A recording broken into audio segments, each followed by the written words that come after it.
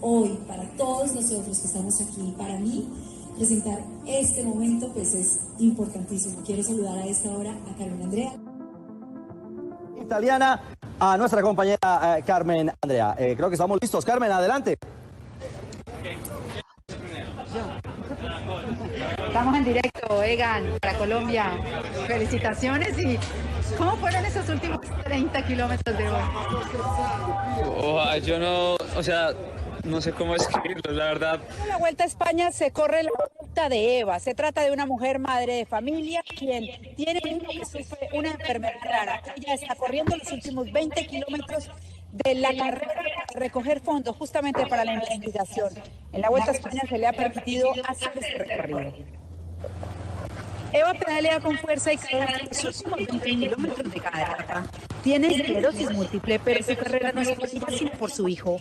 La Vuelta la autorizó a rodar. El líder opositor ha dicho que está dispuesto a dialogar con el gobierno. El mediador sería la Iglesia venezolana. Información en Caracas. Carmen Andrea Rengifo, Noticias, RCN. Ellos hablaban de los primeros días. Yo llegué solamente anoche.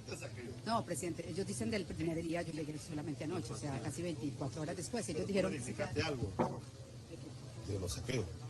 O sea, yo llegué, ellos, vuelvo y le digo, yo recojo lo que me dicen los habitantes que están ahí, la gente que se quedó ahí, que dice, no nos vamos a ir de aquí porque... Hola, buenas tardes. Los venezolanos han tenido que ser creativos ante la grave crisis económica que se vive en el país. Hay desabastecimiento, no se consiguen productos como la harina de maíz, el aceite. Los que se encuentran a precios regulados tomarían a un ciudadano normal hacer filas de hasta 6 horas. Por eso han creado diferentes opciones. El ingenio en tiempos de crisis puede más que el estómago vacío, así lo reconoce este joven para quien comprar harina de maíz y preparar una arepa se ha vuelto todo un lujo. Sí, buenas noches, pues continúan las manifestaciones y la protesta en todo el territorio nacional y aquí en Caracas también, en diferentes lugares, como ustedes lo pueden apreciar. En varios momentos la Guardia Nacional ha lanzado gases lacrimógenas y perdigones y además la gente, los manifestantes se han ubicado con barricadas. Están conteniendo también en las autoridades toda esta vía, la Francisco de Miranda se encuentra cerrada y ustedes lo pueden escuchar en este momento. Tenemos aproximadamente unos 65 asociados de medios, todos extranjeros, colombianos, rusos, estadounidenses, las agencias internacionales. En nuestra cita con la literatura, una reconocida periodista caleña que ganó recientemente un concurso del Ministerio de Cultura presenta su nueva obra inspirada en sus años de reportería. Carmen Andrea Rengifo Gómez es una periodista caleña de raza que ha hecho de la reportería su ADN y que ha viajado con su maleta de historias por Colombia, Venezuela y España. Ahora se descubre en una nueva faceta de escritora y lanza hoy en Cali su primer libro, Las sombras rojas. Yo estaba atravesando una crisis personal, emocional, física, un estrés postraumático diagnosticada en el 2018, más o menos a finales, una vez salí de Venezuela. Y me voy a estudiar, a hacer un máster y ahí empieza el proceso de escritura que termina siendo Las sombras rojas. La sombra... Por eso quiero reconocer el gran trabajo de Carmen Andrea Rengifo Gómez por su libro Las sombras rojas, una obra testimonial de su carrera periodística que narra diferentes situaciones que vivió como corresponsal de noticias. Porque no estaba tan segura de querer exponerlo, de querer sacarlo.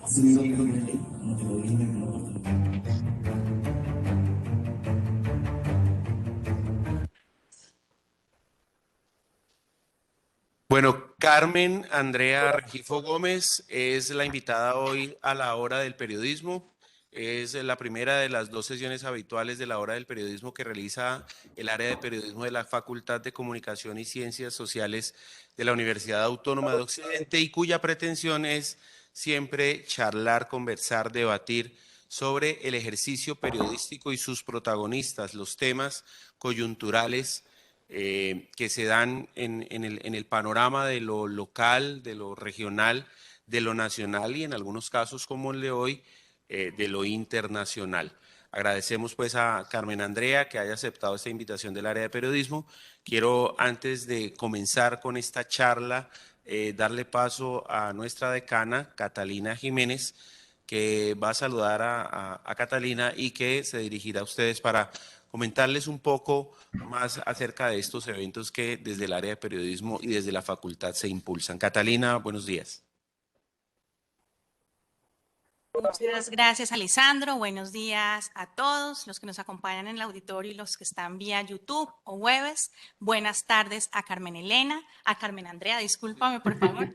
Carmen Andrea, un gusto saludarte. Bienvenida a tu casa, a la Universidad Autónoma de Occidente.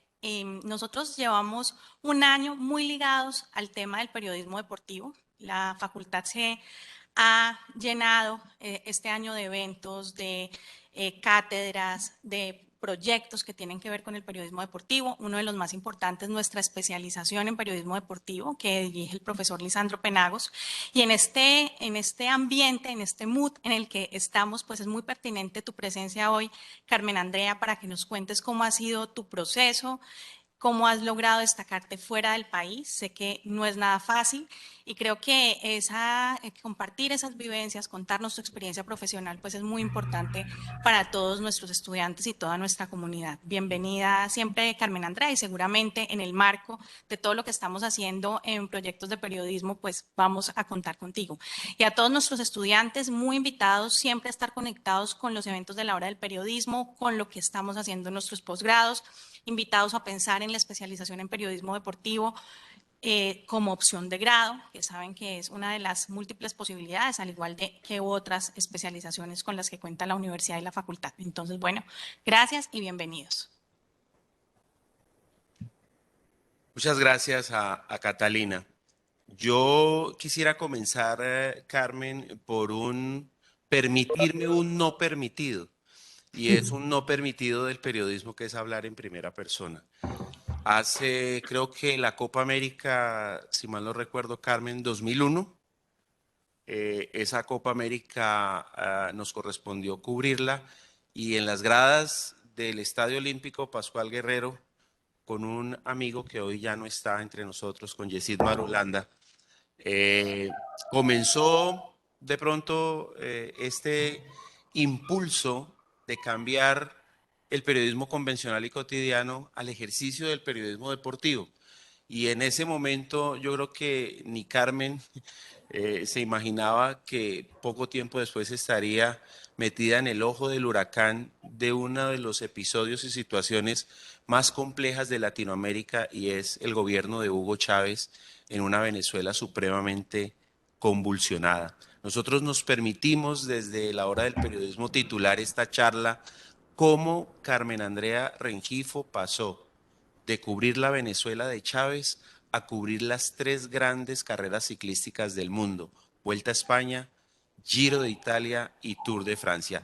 Comienzo con esa que puede ser la más compleja, Carmen, pero sí quisiera como que hicieras un poco de retrospectiva y nos contaras en esta primera respuesta cómo ha sido este trasegar de más de 22 años en el mundo del periodismo. Bueno, Lisandro, primero agradecida contigo, muchísimas gracias, un saludo para ti, para la decana Catalina, para todos los que nos están acompañando en las diferentes plataformas, ahí en el auditorio. Muy agradecida por la invitación, estoy muy nerviosa, debo decirlo, es extraño, pero hace un ratico me empecé a poner muy nerviosa, no suele pasar, pero bueno. 22 años se cuentan pronto, se cuentan rápido, y cuando ahora te estaba escuchando y intento hacer la retrospectiva y pensar en todo eso y viendo además el reel, digo, uy, han pasado años, y han pasado personas, y han pasado momentos, y han pasado aventuras, y han pasado dolor, y ha pasado tristeza, pero también ha pasado muchísimo positivo, muchísimo, después de 22 años con grandes maestros, además.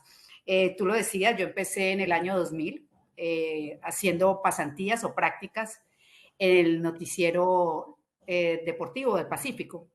Y recuerdo que sí, nos tocó cubrir el año 2001 la Copa América. Aquello era una ilusión. En estos días veía las fotos y me ponía muy alegre pensando en todo lo que ha transcurrido y además en la felicidad que me daba hacer periodismo deportivo.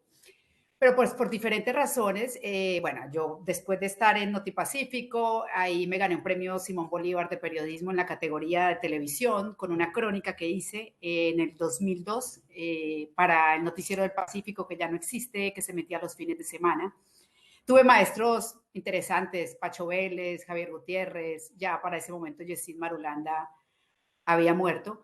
Y luego me encontré con otros grandes maestros como Jairo Chávez. Bueno, hay muchas personas a las que les agradezco enormemente que me hayan ayudado en ese momento con críticas, con opiniones, con recomendaciones, sugerencias, que además después de 20, 22 años, Lisandro, pues uno no termina de aprender, ¿no? Yo todos los días estoy preguntando y preguntándome lo mismo.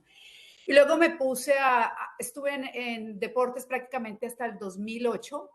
El canal RCN me contrató en el 2002 como corresponsal de deportes. Digamos que éramos de las primeras mujeres, estábamos aquí, Vivian Murcia, Clara Bonilla, que estaba entrando también en su momento, y Mónica Santa Cruz. Está vinculada con la Universidad Clarita. Sí, claro, Clarita. Profesora de periodismo deportivo. Bueno, imagínate, nosotros en algún momento fuimos competencia. Yo entré un poco antes a RCN, pero ella después lo hizo en Caracol.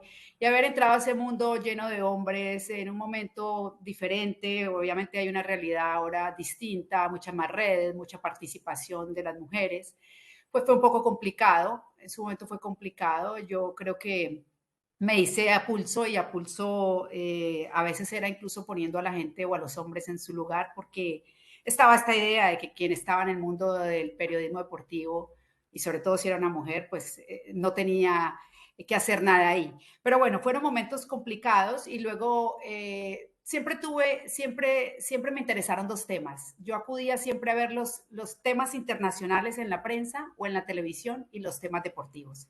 Me encantaba mucho saber de los conflictos internacionales y la historia, me gustaba muchísimo. Y una cosa llevó a la otra, terminé cambiando de fuente, un poco desilusionada, debo decirlo, porque en su momento, como éramos tan pocas mujeres y había tan poco apoyo y respaldo para las mujeres, pues yo sentí que no lo hubo para mí, y yo era muy buena, o sea, yo era muy buena, yo lo sabía, yo escribía bien, salía bien en cámara, estudiaba, investigaba, y tuve como una decepción. Entonces me cansé un poco como de esperar la oportunidad para irme a la capital. Con los años también he pensado que quizás me rendí pronto y pude haberlo hecho por mi cuenta, en fin. Y fui como llevándome hacia otros lugares a través de la literatura y del periodismo día a día y de la radio. También hice radio, un programa de opinión en el canal universitario, y termino cubriendo orden público y las fuentes para RCN en Cali durante 2 años. O sea, ya ahí un día me acosté dejando la agenda deportiva, y al otro día me levanté con la agenda noticiosa del día a día, el teléfono de los comandantes de la policía, de la ciudadanía. Estuve 2 años, luego aparece la oportunidad en el 2010 para viajar a Caracas, me hacen el ofrecimiento del canal, y pues Lisandro, yo en ese momento creo que no magnifiqué o no vi lo importante que podía ser para mi vida, y el cambio de frontera, cruzar la frontera y el país, y llegué de 31 años ilusionada a un país en el que pensé que podía hacer lo que me gustaba, y en el que tuve pues muchísimas situaciones complejas. Yo a veces puedo parecer una persona fuerte, pero me he derribado mucho, y eso pasó estando en Venezuela. Estuve 8 años ahí, fue un ejercicio bonito, pero doloroso. Y luego, pues nada, decido que es momento de parar, porque eso me secó muchísimo. Y termino haciendo este máster de escritura creativa, que va muy de la mano al tema de la crónica, de la literatura, que me gustaba mucho hacer cuando cubría deportes. Y por una u otra razón, la pandemia, que empezó a mí quizás por un año antes del 2020, porque yo estuve como en una especie de confinamiento mientras hacía estos másteres, primero el de Barcelona, luego me vine para Sevilla, surgió este tema de no hay corresponsal en España para cubrir las grandes vueltas. Entonces, a través precisamente de Clarita y de otra colega de Caracol de Venezuela, Beatriz, hacen el contacto, y ya después es que con Ricardo Rego me conocía desde hace 20 años, con todo el entorno deportivo, y me metí en esta nueva aventura. 75 días cubriendo las 3 grandes vueltas del 2020, porque todo el calendario lo pusieron en un solo, pues lo ajustaron por el tema del COVID. Y ahí empezó otro aprendizaje. Yo estaba distanciada del periodismo y más del deporte. Entonces fue volver a retomar, aprender, estudiar, ver documentales, leer muchísimo contenido, acudir a los maestros para que me ayudaran, porque pues yo sabía quién era Egan, quién era Nairo, todo esto, pero lo demás para mí era nuevo. y Ujú. creo que hice un máster muy rápido de ciclismo. Luego repetí el año pasado y aquí estamos. Bueno, pues muy a propósito de maestros, son varios los maestros en donde uno podría citar a García Márquez, a Caparrós, a Kapuczynski, que hablan de que el periodismo es uno solo y que todas las otras son variables del ejercicio periodístico. Lo tremendo es que el periodismo deportivo y en buena medida a partir de esta realidad es que comienza la Universidad Autónoma de Occidente a proyectar la especialización en periodismo deportivo, es que de todos los ámbitos del ejercicio periodístico tal vez el más criticado sea el deportivo, porque se detiene mucho en el espectáculo y no en el antes y en el después, va solamente al durante. La especialización de la Universidad Autónoma de Occidente concibe el periodismo deportivo como una gama muy amplia, como un ejercicio o una disciplina que atraviesa casi todos los campos de la humanidad en este momento. O sea, es una globalización completa, la marca de ropa, las formas de vida, la salud, etcétera. Bueno, la política ni se diga, ¿no? Hoy lo estamos viendo con el caso Ucrania y con algún veto de parte de la FIFA o de los países que no están de acuerdo con esta situación. Esa situación, es decir, ese periodismo que te correspondió en ese momento y que en el que no sentías de alguna manera que había tanta participación para la mujer, hoy ves definitivamente que ha cambiado y ha cambiado para Europa o ha cambiado también, ¿crees que en el ámbito local haya cambiado o sigue, por ejemplo, en Cali o en Bogotá existiendo algún tipo como de prejuicio frente a las mujeres que ejercen el periodismo deportivo, Carmen? Pues Lisandro, yo la verdad debo confesar que soy poco amante de la televisión, de los medios. Yo hace años dejé de consumirlos, pero digamos estoy atenta. Creo que sí, que sin duda han cambiado, han pasado décadas y es impresionante la cantidad de mujeres que están haciendo ahora periodismo deportivo aquí en Europa. Bueno, pero fíjate, hay algo interesante y es que en el cubrimiento, por ejemplo, de las tres grandes vueltas, en el primer año, que fue el año de la pandemia, solamente éramos dos mujeres periodistas, no había nadie más, o sea, todos eran hombres. Y luego en el segundo año, que fue el año anterior, que ya se establecieron los calendarios normales, pues pasamos a ser cuatro. Entonces no había más. Entonces sigue habiendo, porque eso puede ser un punto de partida para hacer un análisis, ¿no? Sigue habiendo mucha restricción, sigue habiendo mucho control por parte de los hombres, o sea, es un público muy masculino. Y yo creo que aunque se ha hecho el ejercicio de pedagógico, se sigue pensando que la mujer no tiene contexto, no tiene argumentos, no sabe, no tiene opinión o no puede opinar. Entonces siempre se le quiere disminuir con un comentario, es que esta, no sé, esta sí la tienen ahí de adorno.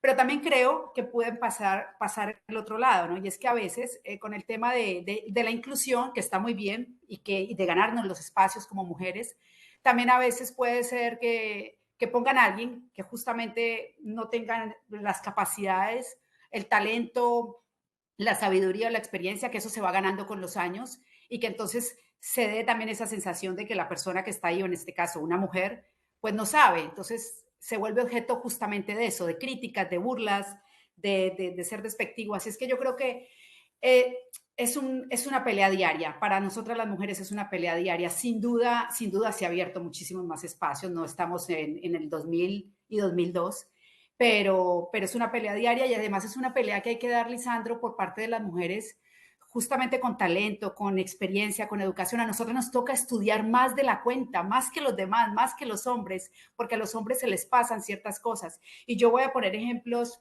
sobre mi caso. Mira, el año pasado y los 2 años que cubrí ciclismo, yo fui honesta, yo dije, mira, yo no soy experta en ciclismo, yo claramente soy periodista, para mí el periodismo, yo no lo distingo entre periodismo deportivo y el otro tipo de periodismo como mucha gente. A mí me gusta hacer historias y es lo que yo voy a hacer. Eso fue lo primero a lo que me comprometí cuando me dijeron cubrir las 3 grandes vueltas. Yo sé que hay que hacer el registro, el día a día, pero yo no soy experta y no me califiques como experta. Pues había mucha gente en las redes sociales, hubo gente en redes sociales o incluso gente conocida o amigos que hacían comentarios. Yo supongo que esperaban tener una experta del otro lado. Yo hacía lo mejor que podía, me estudié, me interesé por saber. No es tampoco tan sencillo, pero además siempre agradar a todo el mundo es complicado, pero tengo la sensación de que se juzga sin duda con mucha más rudeza y crudeza a las mujeres que a los hombres.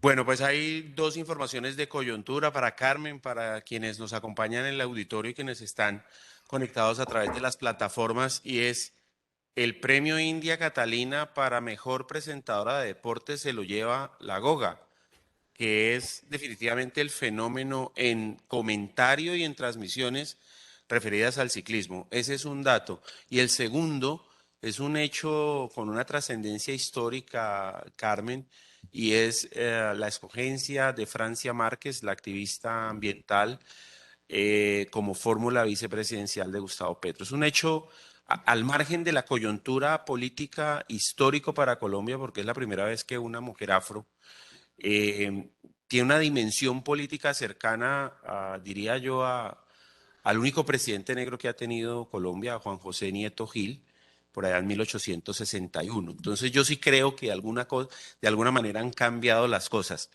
Retomo una cosa que dijiste al comienzo, Carmen, y es, yo me fui del periodismo deportivo algo decepcionada porque no encontraba la oportunidad para dar ese salto hacia la capital. Pero resulta que te vas al periodismo político, una cosa que también es bastante complicada. Y lo digo porque los canales en Colombia, privados o cualquier tipo de canal o medio, tiene una ideología, unos intereses, unos dueños y atiende a unas lógicas del mercado también. ¿Qué tan difícil fue para Carmen Andrea pasar del deporte, pasar de una ciudad como Cali, que no es, y hay que decirlo, es vista desde Bogotá como provincia, a irse a vivir a Caracas, la capital de Venezuela, y en un escenario tan convulsionado y tan polémico como el gobierno de Hugo Chávez Frías? Pues fue un cambio monstruoso, radical. Ahora que lo pienso, la llegada incluso a la misma ciudad, cuando aterricé una medianoche, me fueron a recoger, ver la ciudad oscura, porque ya en ese momento había problemas de electricidad. Digamos, la ciudad en general y el país en general está muy oscuro hace mucho tiempo en todos los sentidos de la palabra. Y empezar a verlo y luego salir a hacer cubrimiento, y lo que más me sorprendió al principio era esa polarización y ese nivel de odio que había en ese momento. Era el 2010, entonces, digamos, la situación, Chávez en ese momento tenía muchísimos seguidores, sin duda, la oposición estaba haciendo todo el esfuerzo, pero era un país que todavía estaba muy polarizado y dividido. Digamos que el cambio vino a surgir con los siguientes años. Y a mí me costaba mucho pensar que entre hermanos, entre ciudadanos, entre gente de la misma familia, no se hablaran porque el uno era chavista y el otro era opositor, o el otro era crítico o era disidente. Eso fue lo primero que más me chocó, me impresionó muchísimo y me dolía además. Yo decía, no puedo entenderlo, porque uno normalmente puede ver, si vemos al otro como enemigo y si se quiere, pues no sé, hablamos del narcotráfico, sabemos más o menos cuáles son o sea, el enemigo, si se quiere. Si hablamos de terrorismo, lo mismo, pero a mí me parecía extraño y doloroso. Y luego, por otro lado, el solo hecho de salir con un micrófono, Lisandro, ya significaba que fueras criticado, censurado y agredido. A mí todos los días, no quiero ser exagerada o sonar exagerada, pero todos los días me insultaban, o sea, todos los días. Y así fuera que alguien supiera para el medio que trabajaba, ¿por qué no? Porque sí, te ganabas un insulto. Si te ponías una camisa roja, que eso fue lo que pasó un poco, que yo tuve que guardar el color rojo, porque además es un color televisivo, bonito, yo no me lo volví a poner, porque si salía de rojo a hacer una presentación, a la gente no sabía o no identificaba, no le importaba el medio para el que estaba, simplemente me veían de rojo y creían que yo era una periodista chavista. Entonces, los opositores también me insultaban. Entonces, fue un ejercicio que cuando lo pienso, de mucho aprendizaje, mucha paciencia, mucho aguante, mucha resiliencia, y solo lo puedo ver ahora con los años, después de haber salido de ahí. Y digo, porque te sofoca todo te sofoca. En los años 2014 y 2017, que fueron años de protestas, de la oposición o la gente crítica con el gobierno contra Maduro, salir de casa, hacer el cubrimiento como periodista extranjera era complicadísimo porque te decidían bloquear y no te dejaban cubrir. Y yo, pero es que, no importa. Entonces, pasaron muchísimas cosas y no, fue muy duro. A mí me costó mucho, Lisandro, asentarme un poco en Caracas. Lo vine a hacer casi en el segundo año, imagínate. Y el solo hecho de no tener la fuente para llamarla, eso fue otra cosa. O sea, yo salí de Cali en el 2010, tenía una agenda impresionante en el teléfono y salía todo el mundo a hablar.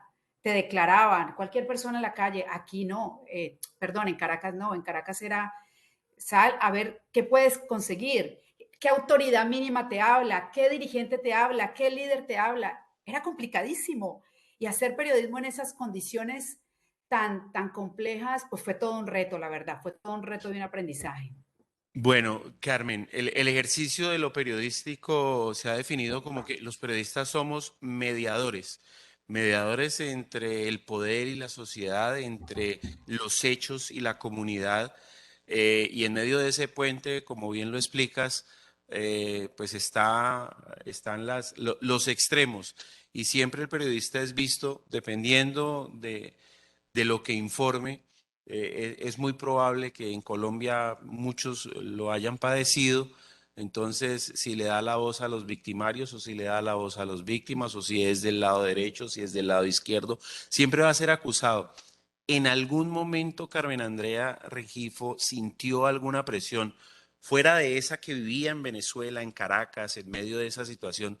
¿En algún momento vivió Carmen la presión del medio colombiano queriendo que hiciera algún enfoque específico, que no hablara de aquello? O sea, te decían de pronto de qué hablar, de qué no hablar, o simplemente eras esa persona que estaba en medio de esa ebullición tremenda tratando de informar y corriendo todos los riesgos?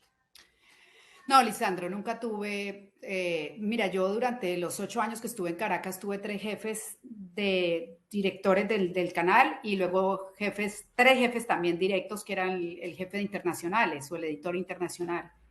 3 jefes distintos en 3 momentos diferentes y nunca tuve, digamos, una dirección puntual de algo en absoluto. Al contrario, lo que tú dices, tenía como mucha libertad. Yo ofrecía los temas, o sea, era ponerse a hacer como lo hacía en Cali, a revisar todo. Lo que pasa es que el enfoque ya no era Cali, tú lo dijiste ahora, nos siguen viendo como provincia, aquí era todo un país.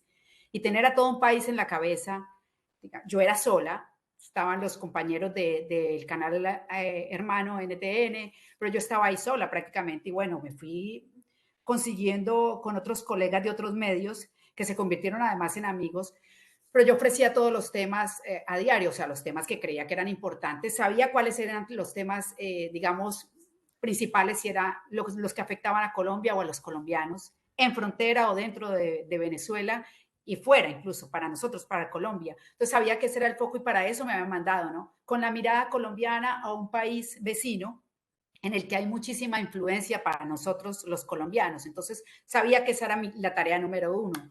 El tema de la guerrilla, que era un tema además, pues en ese momento complejo, el apoyo de Chávez a la guerrilla de las FARC, el ELN, o sea, toda esta situación.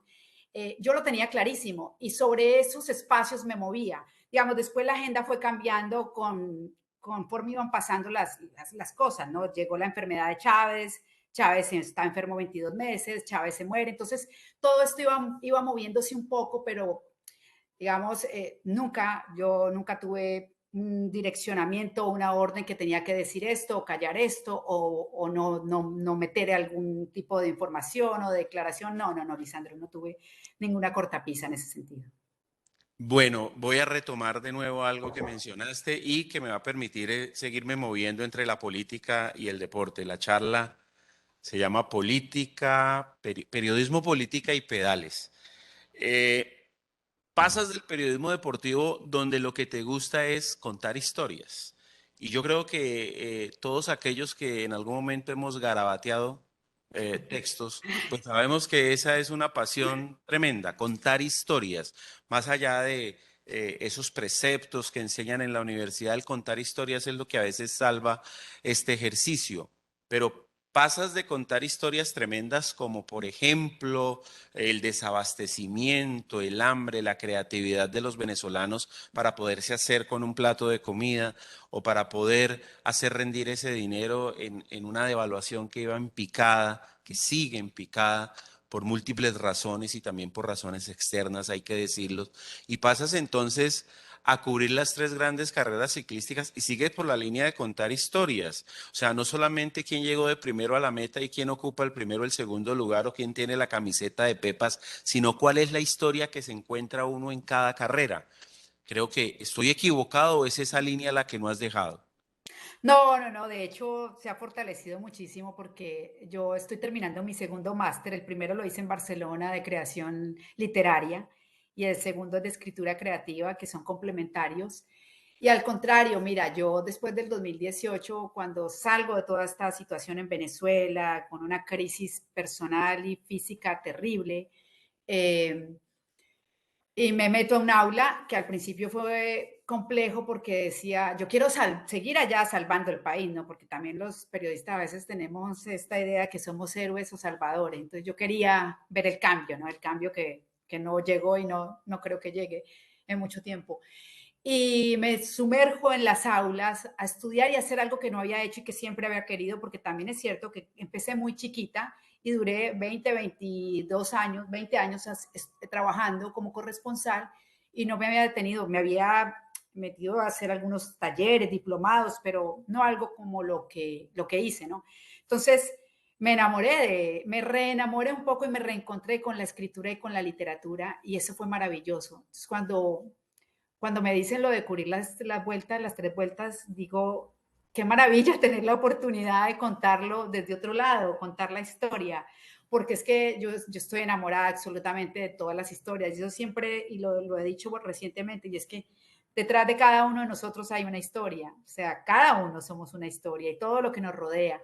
Entonces me parecía bellísimo, además imagínate, alucinaba, llegué el primer cubrimiento fue el Tour de Francia en el 2020, entonces llegar a un país, recorrerlo, andar en carro, esas horas, ver esas montañas, los paisajes, ver la gente, cómo se comporta en un entorno de esos, estar en medio de un monstruo como es el Tour de Francia, ver además a los deportistas, vivir una pandemia, es que eran como muchas situaciones. Yo decía, aquí hay historias maravillosas todos los días. Lo que lástima y es que en televisión el tiempo es muy corto y siempre nos reducen a 1 o 2 minutos, pero no, es un sueño. Y yo ahora, cada vez que ando por ahí, bueno, primero siempre tengo un libro al lado, siempre quiero estar leyendo y cuando no tengo un libro físico que me gusta mucho, pues los tengo digital. Y luego siempre estoy como buscando y persiguiendo esas historias que hay detrás. Creo que me ha quedado y espero que esa adicción no se me vaya tan pronto. Bueno, pues toca dar otro salto y es el salto a la literatura.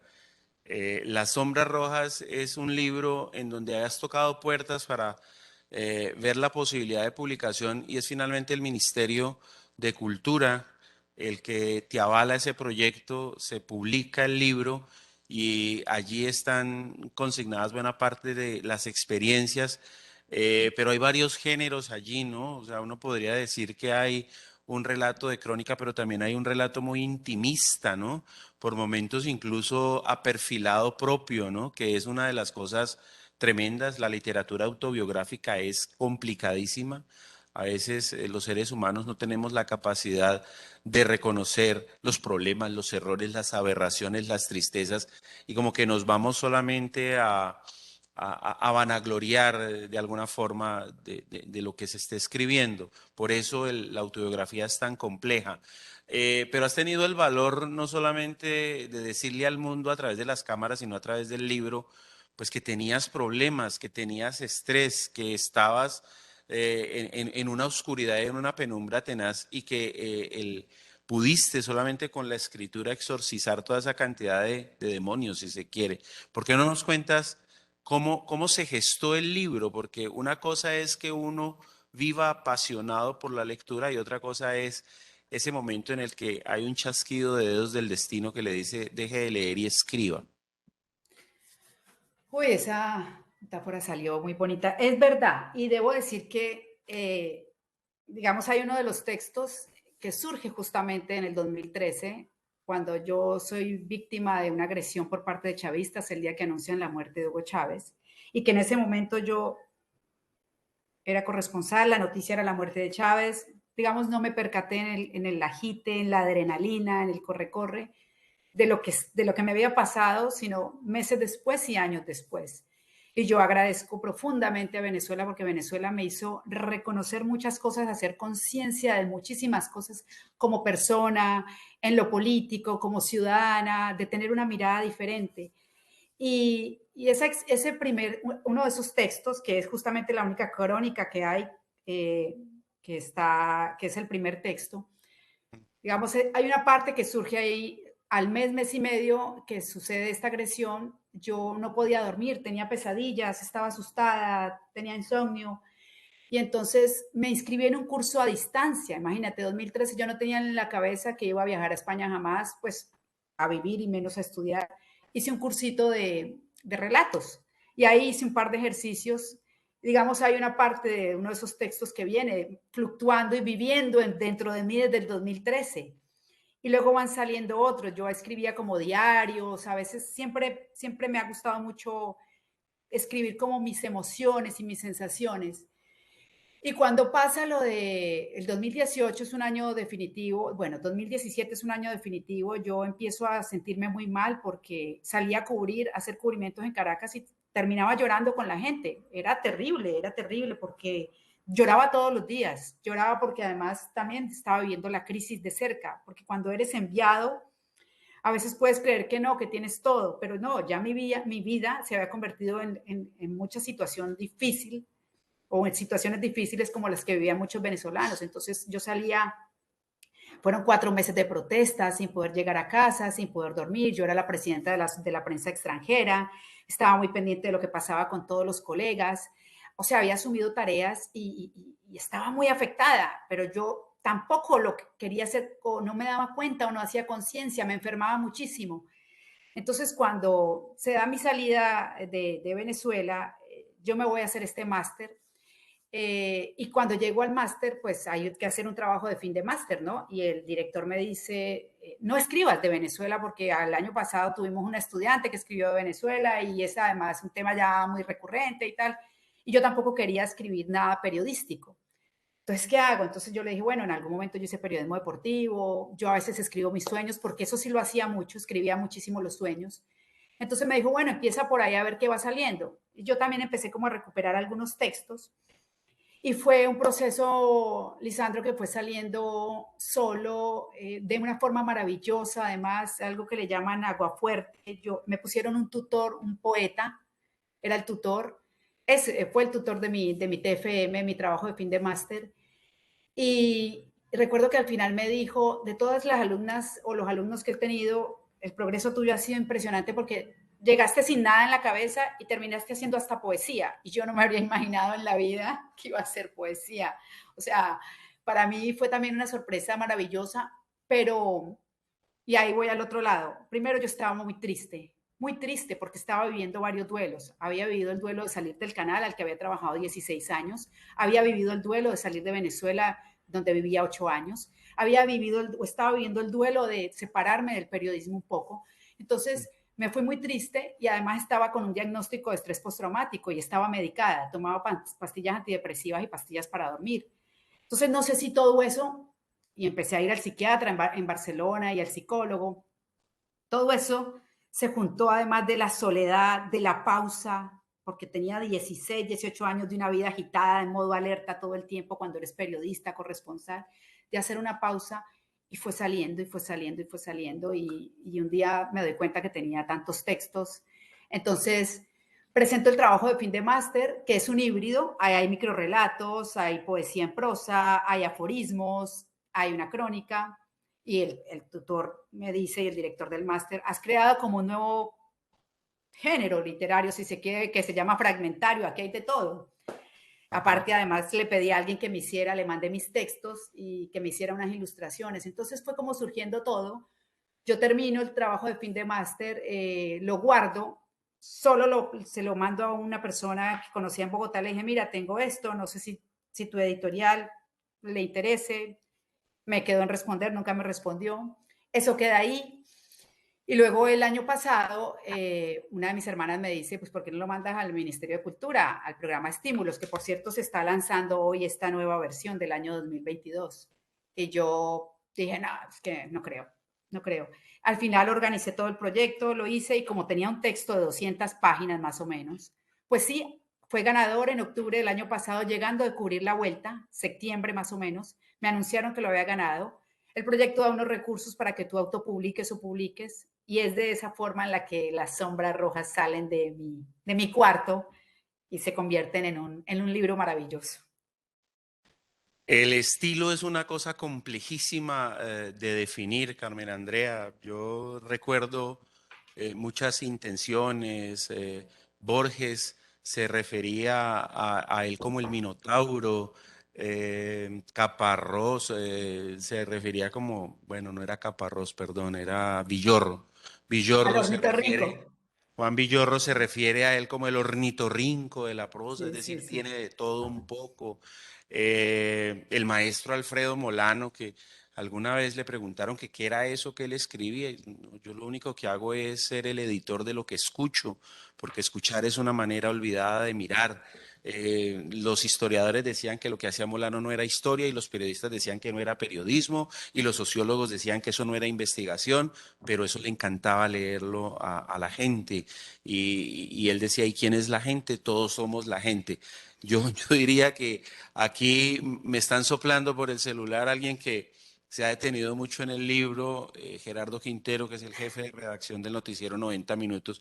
Pregúntale por el estilo, porque es que ahí tiene análisis, tiene de crónica, es algo novedoso y tiene de todo. O sea, uno no podría definir el estilo, pero te podías aproximar a cuál es ese estilo.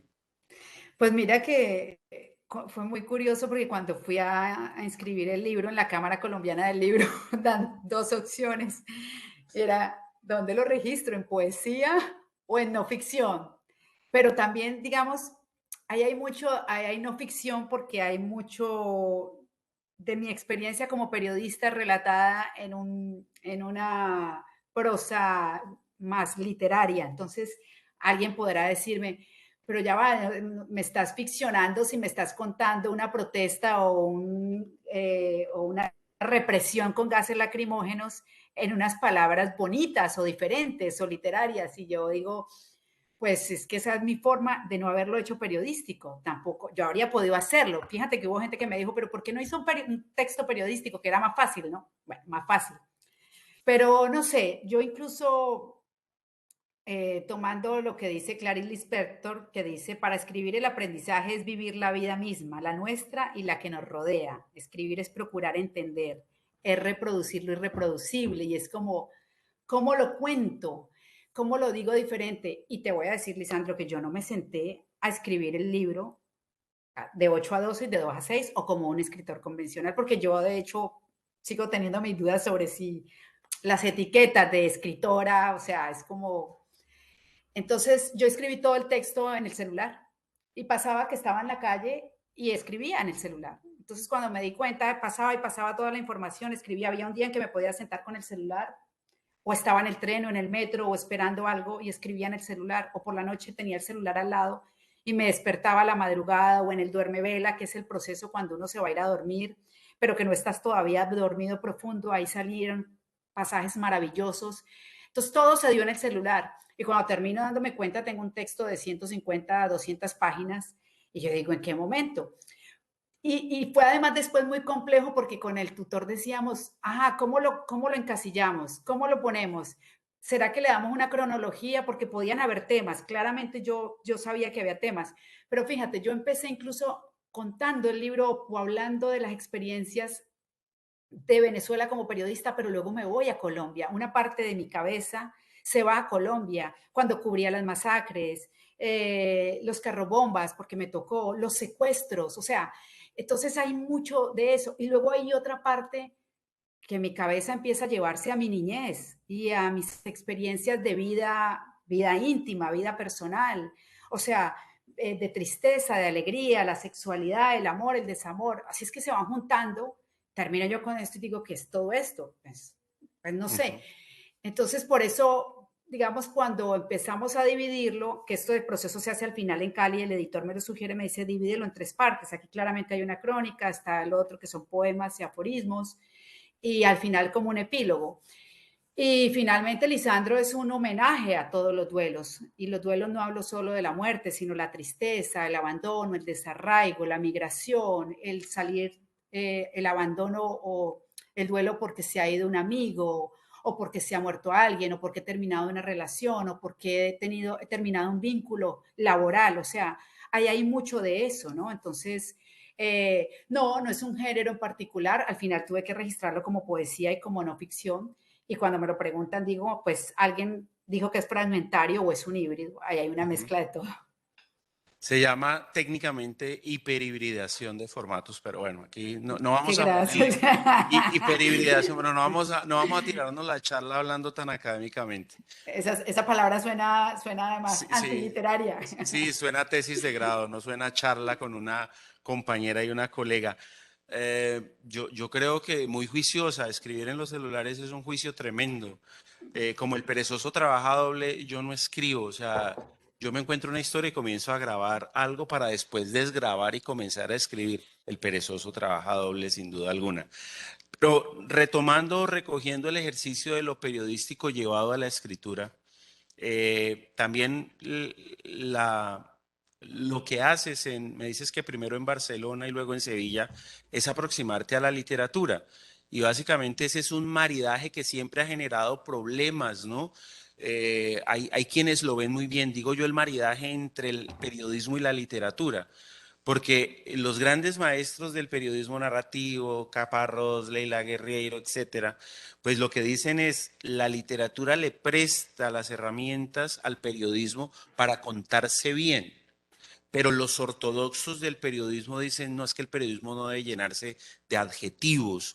¿En algún momento has sentido cuando escribes en el celular o en el diario o en donde sea esa dicotomía, esa lucha que siempre favorece al escritor entre la literatura y el periodismo? Alguien decía que el periodismo ha arrojado del paraíso de la literatura a muchos buenos escritores. Pues mira, que justo me pasó o me está sucediendo algo, y es que con esta segundo máster estoy haciendo una novela y decidí lanzarme por ahí porque alguien me dijo, usted no escribe largo, usted escribe corto y hágalo mejor así. Entonces yo dije, pues no, yo voy a procurar hacerlo largo.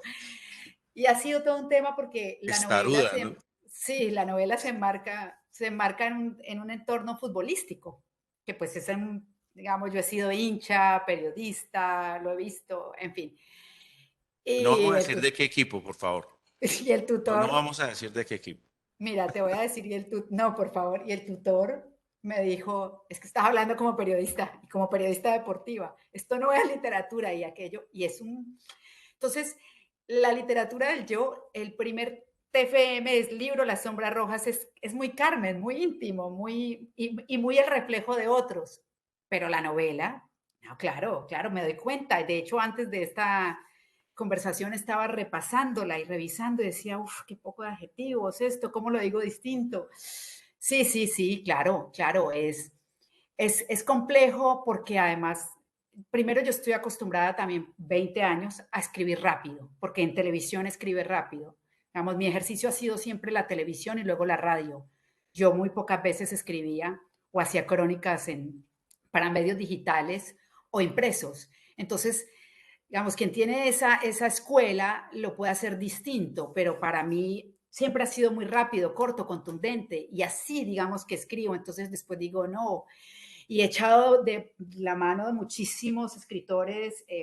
Me he consumido a García Márquez, bueno, una cantidad sobre todo en estos últimos meses, pensando no en imitar, pero sí en traer, ¿no? Traer para llenarme un poco de eso, porque claro, efectivamente estoy llena de todo lo que ha sido mi experiencia como periodista, cubierta, y me queda muy complejo salirme de un lado, salirme del otro. Y mira que hay un ejercicio a propósito que lo dices sobre el tema de cómo se mira la literatura y cómo se mira la escritura, cómo se mira el periodismo, sobre todo cómo los escritores o los académicos miran muchas veces el periodismo y el periodismo deportivo en particular. Es complejo. Me parece interesante que ahí se rescaten esos textos literarios, esas crónicas que cuenten la historia más allá de lo que hablabas ahora tú de la marca, de la ropa, de la moda. Creo que es necesario rescatar esas historias y dignificar el periodismo en general y además dignificar el periodismo deportivo. Yo hace 3 meses antes de viajar para Colombia estaba reunida con un grupo de escritores y cuando me preguntaron que qué hacía, les dije, no, pues yo acabo de venir de cubrir la Vuelta y tal. Aquello fue así como, pero ya va, ¿tú qué haces haciendo periodismo deportivo? Y les sorprende muchísimo y les parece que, bueno, ya sabes cómo es, como que esto no es digno, no es importante. A mí me parece que en el periodismo deportivo podemos encontrar la forma riquísima de rescatar historias y de escribir. Así es que yo lo que estoy sacándome, por eso leo ahora mucho para sacarme la parte periodística a la hora de hacer la novela. Se le deben al periodismo deportivo y a ese trabajo con la literatura, pues, cuestiones memorables, ¿no? O sea, yo diría que el fútbol a sol y sombra de Eduardo Galeano es una pieza infaltable a cualquier periodista deportivo. Artistas locos y criminales de Osvaldo Soriano también, un gordo fabuloso que escribió cosas interesantísimas sobre el fútbol, ¿no? Carmen, el ejercicio del periodismo a veces es un poco ingrato, digamos que le debemos a García Márquez ese remoquete de cargaladrillos, a mí no me gusta utilizarlo, la verdad. Creo que no le da altura al ejercicio de lo periodístico. Pero en términos económicos, el ejercicio del periodismo a veces es de mucho esfuerzo, de mucho trasnocho. Yo creo que en cualquier labor o disciplina o en cualquier campo se trabaja 8 horas o 10 o 7. En el periodismo es periodismo a todo momento. Uno pasea y está pensando en el paseo en B, qué historia tan chévere para contar. Uno no deja de ser nunca ni en ningún momento periodista si lo siente de verdad. En ese trasegar ahora por Europa, recorriendo esos 3 países, ¿te ha pasado por la cabeza de pronto, y me decías ahorita, paisajes, gentes, culturas, gastronomía? ¿Te ha pasado de pronto pensar más allá o escribir? Pensar debes hacerlo, por supuesto, pero escribir sobre esas realidades europeas que se ven ahora en este momento tan afectadas y tan marcadas por la situación de Ucrania, por ejemplo. Pero pareciera que desde este lado del mundo no conocemos más allá de lo que ellos han querido que nosotros conozcamos de su cultura. Sí, Lisandro, lo que pasa es que es una pasión y es absurdo porque incluso si yo me distancié en algún momento del periodismo en general por lo que había pasado, lo que había vivido en Venezuela, yo no puedo renunciar a eso, es que es la pasión. Yo estando incluso en Colombia antes de viajar, empezó la guerra y aquello era, ¿será que me voy o me quedo? Había una parte de mí que decía, no, pero quédese, y luego había otra parte que decía, no, pero yo quiero estar allá metida en Ucrania y yo en este momento no estoy allá porque ha tratado de primar más mi sensatez por muchas razones que por el deseo, o sea, es como, pero yo quisiera estar allá metida contando y además llego y estoy, lo que tú dices, siempre viendo y siempre queriendo hacerlo y me frustra mucho que no haya tiempo y me frustra mucho pensar que no hay recursos, pero eso puede ser también una excusa porque al final los periodistas, sobre todo los apasionados, sabemos, como en la escritura, que no nos vamos a volver ricos, o sea, nadie, a no ser que sea un empresario de los medios de comunicación, pues Solo va a tener Paulo dinero. Coelho, nadie más. Bueno, eso es otro debate, la literatura positiva o todo esto. O la autoayuda, que ojo, que yo no la critico, que a mí me sirvió en su momento.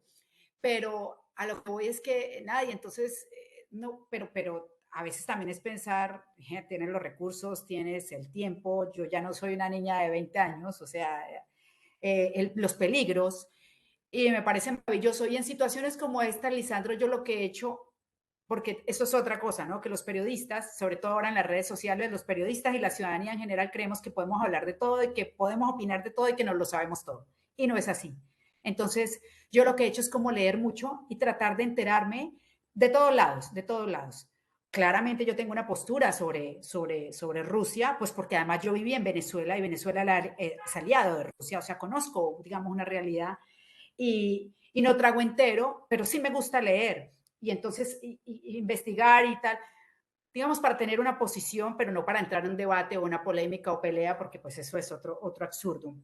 Ya no va a hacer cambiar de idea a nadie.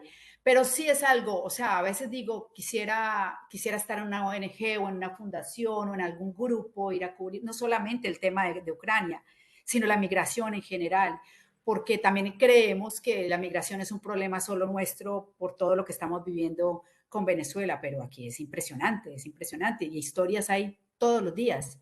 Entonces, bueno, está ahí todo el tiempo en mi cabeza levitando ese sentimiento y esa sensación de querer ir a contar historias, así sea incluso para mis redes solamente. Bueno, vamos a comenzar a redondear esta charla y reitero en que es una charla. Yo le decía a Carmen y le cuento al auditorio y a quienes están acompañándonos también que ponerle el nombre conferencia, ponencia, me parecía muy grandilocuente y que es preferible conversar y que el diálogo por allá desde Platón es una forma muy interesante de aprendizaje.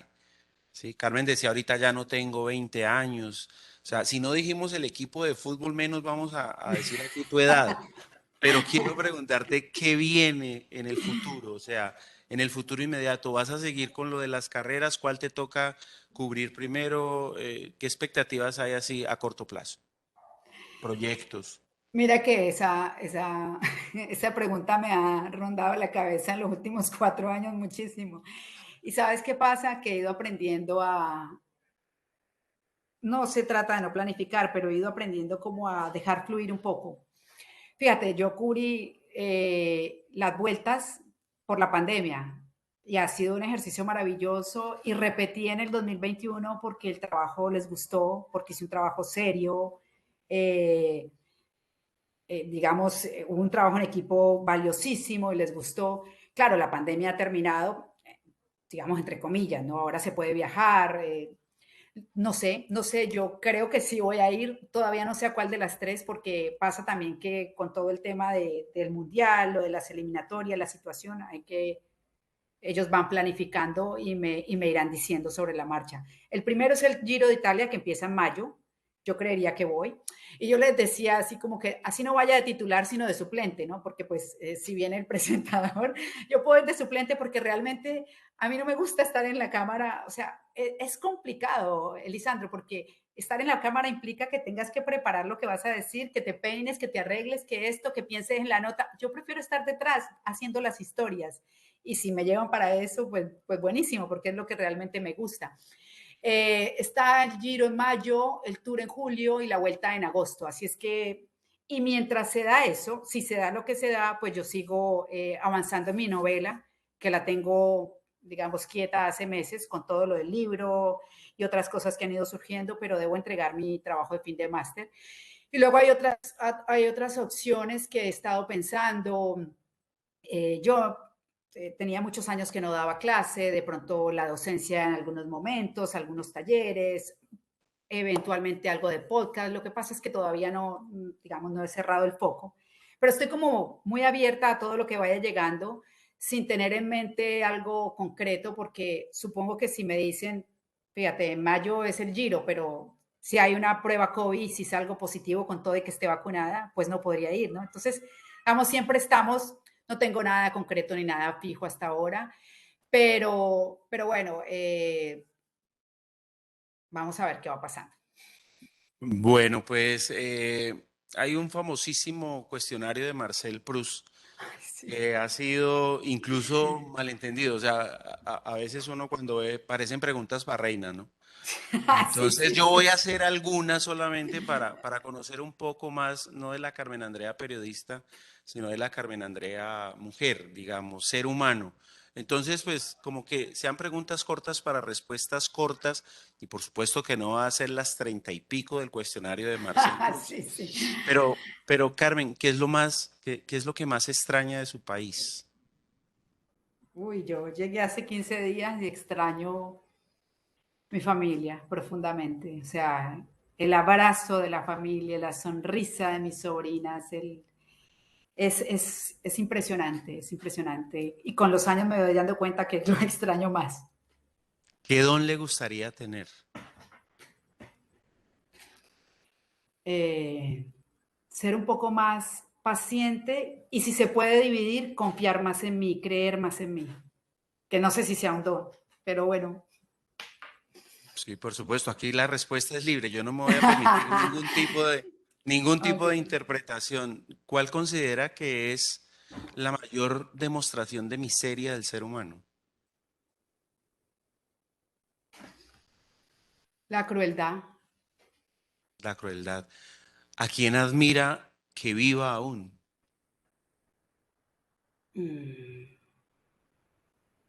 A mi madre. ¿Qué libro se llevaría a una isla donde tuviera que estar solita? Que no sea el suyo, que no sea el suyo. No, el Que mío, no sean las el mío sombras no. rojas. Hay un libro sobre el que voy y vuelvo muchas veces. Se llama El hombre en busca de sentido, de Víctor Frank. Creo que ese libro sería un buen compañero. ¿Qué personaje de la historia, por supuesto que ya no esté en este mundo, reconoce como alguien que haya cambiado el mundo, que no lo haya dejado igual a como lo encontró?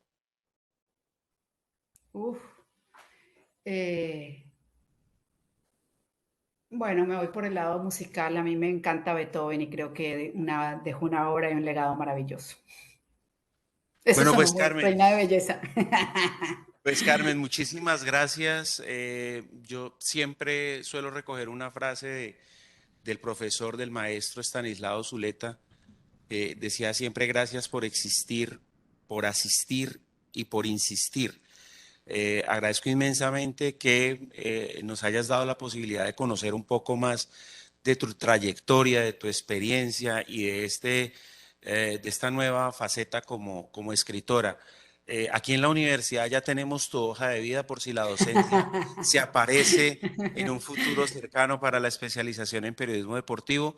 Y también agradezco a quienes nos han acompañado con la misma frase, con las gracias por existir, asistir e insistir en este mundo del ejercicio periodístico. Carmen, un gran abrazo desde Cali, que te llegue hasta Sevilla, y muchas gracias por acompañar esta charla de la hora del periodismo.